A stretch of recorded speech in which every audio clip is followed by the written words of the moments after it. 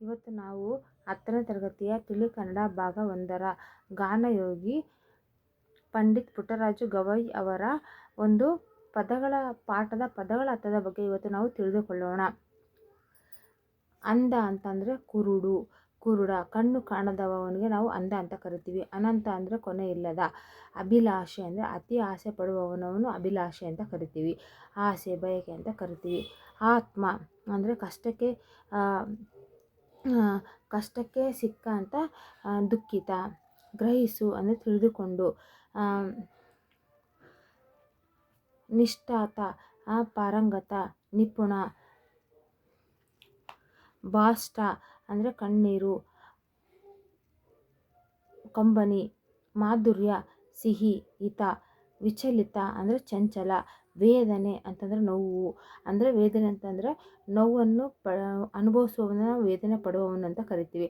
ಸುವರ್ಣ ಅಂತಂದರೆ ಬಂಗಾರ ಅಥವಾ ಚಿನ್ನ ಅಂತ ಕರಿತೀವಿ. ಸಿಂಹಾವಲೋಕನ ಅಂತಂದರೆ ಇಂದಿನ ಘಟನೆಗಳನ್ನು ಮತ್ತೊಮ್ಮೆ ವಿವರವಾಗಿ ಆಲೋಚಿಸುವುದನ್ನು ನಾವು ಸಿಂಹಾವಲೋಕನ ಎಂಬುದನ್ನಾಗಿ ಕರೆಯುತ್ತೇವೆ. ಅದೇ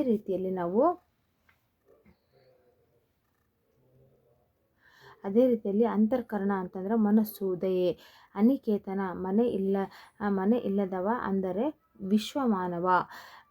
ಅಮರ ಅಂತಂದರೆ ದೇವತೆ, ಶಾಶ್ವತವಾಗು. ಉದರ ಅಂತಂದರೆ ಹೊಟ್ಟೆ ಅಂತ ಕರಿತೀವಿ. ಜಂಗಮ ಅಂತಂದರೆ ಚಲಿಸುವಂಥ ವೀರಶೈವ ಧರ್ಮದ ವಿರಕ್ತ ಅಂತ ಕರಿತೀವಿ. ಜಂಗಮರು ಅಂತ ಕರಿತೀವಿ. ವೀರಶೈವದವರನ್ನು ನಾವು ಜಂಗಮರು ಅಂತ ಕರಿತೀವಿ. ಪರಿ ಅಂತಂದರೆ ಹರಿ, ಕಣ್ಣಿನ ರೋಗ.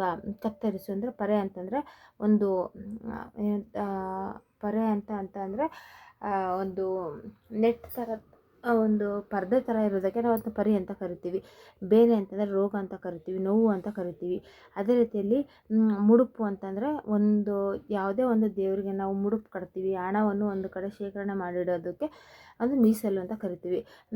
ವಿಷಣ್ಣ ಅಂತಂದರೆ ಖಿನ್ನವಾದ, ಬಾಡಿದ ಅಂತ ಕರಿತೀವಿ. ಶಯನಗೈದು ಅಂತಂದರೆ ಮಲಗುವುದು ಅಂತ ಕರಿತೀವಿ.